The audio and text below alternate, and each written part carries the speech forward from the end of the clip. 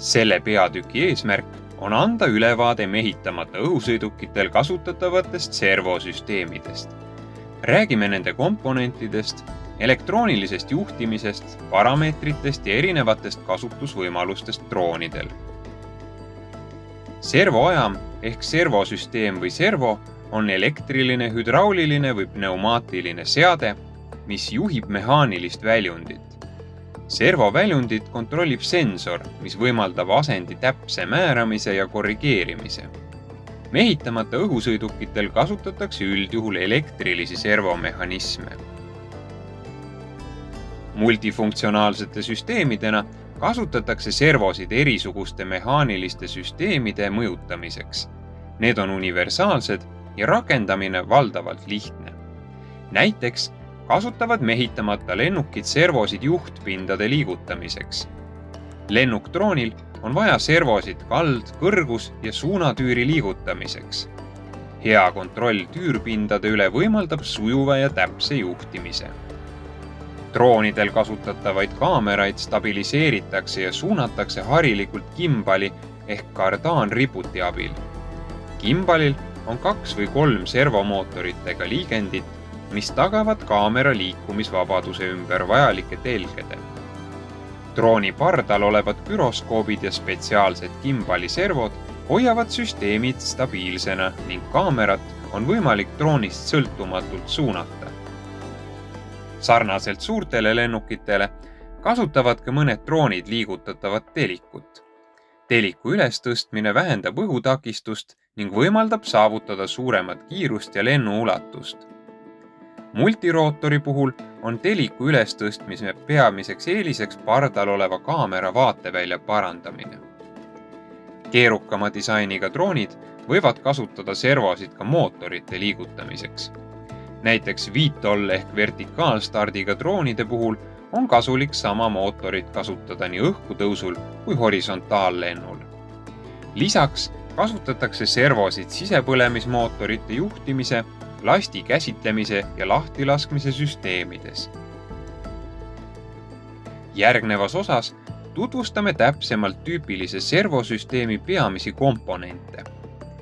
Praktiliselt kõik elektrilised servosüsteemid koosnevad järgnevatest osadest. Elektrimootor, reduktor, asendisensor, kontroller ja korpus. Mehitamata lennunduses kasutavad enamlevinud servod harjastega alalisvoolumootoreid. Nende eeliseks on odav hind ja lihtne konstruktsioon. Kvaliteetsemad süsteemid kasutavad harjasteta mootoreid, mis tõstavad servovõimekust ja töökindlust. Reduktor on mootoriga ühendatud mehaaniline ülekanne, mis määrab väljundi omadused. Üldjuhul suurendab see väljundi pöördemomenti, vähendab liikumiskiirust ja tagab sujuva liikumise. Olenevalt reduktori disainist võib liikumine olla pöörlev või lineaarne. Mehitamata õhusõidukite puhul kasutatakse enamalt jaolt pöörleva väljundiga servosid. Servo ja liigutatavate mehhanismide vahe on tihti vajalikud juhtvardad või liigendid. Asendiandur on servosüsteemi oluline komponent. Andur määrab servo täpse asendi ning on tagasisideks kontrollerile. Levinud andurid põhinevad muutuva elektritakistuse või magnetvälja mõõtmisel. Servokontroller on justkui väike aju, mis juhib servo sees olevat mootorit, et viia väljund sisendsignaali määratud asendisse. Soovitud positsiooni signaal saadetakse kontrollerile analoog- või digitaalsignaaliga.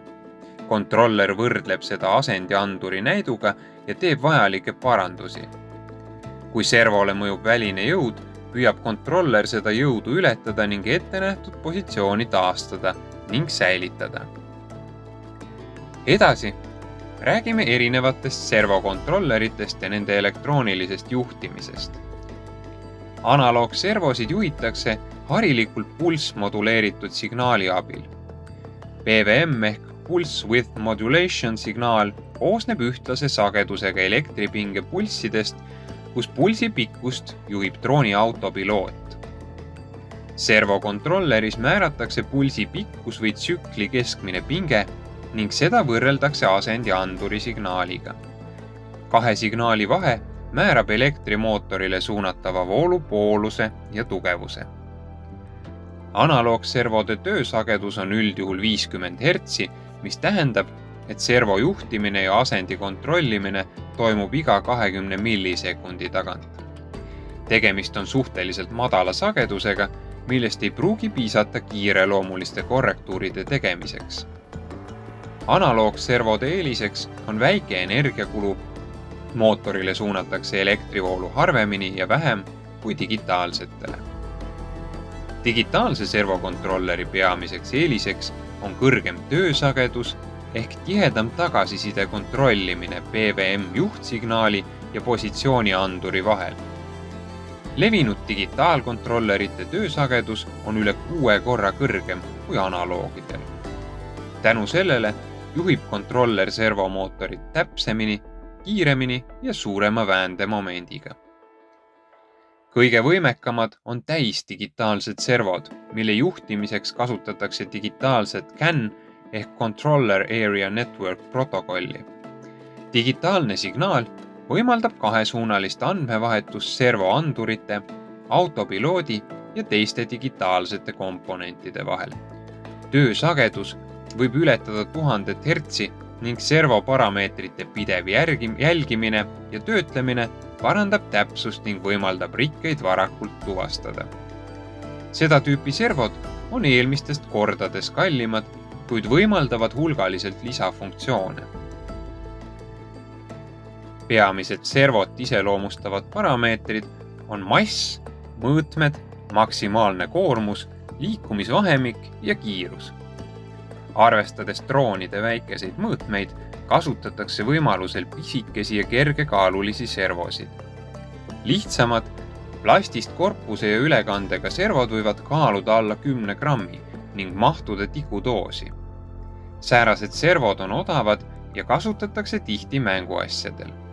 Kvaliteetsemad süsteemid on tüüpiliselt suuremad, metallist ülekandega ning leiavad rohkem kasutust mehitamata õhusõidukitel. Servode üks olulisemaid parameetreid on nende maksimaalne koormus. Selle määravad elektrimootor, ülekande kvaliteet, materjalid, tööpinge ning kontrolleri töösagedus. Pöörleva väljundiga servo võimekust kirjeldab maksimaalne jõumoment.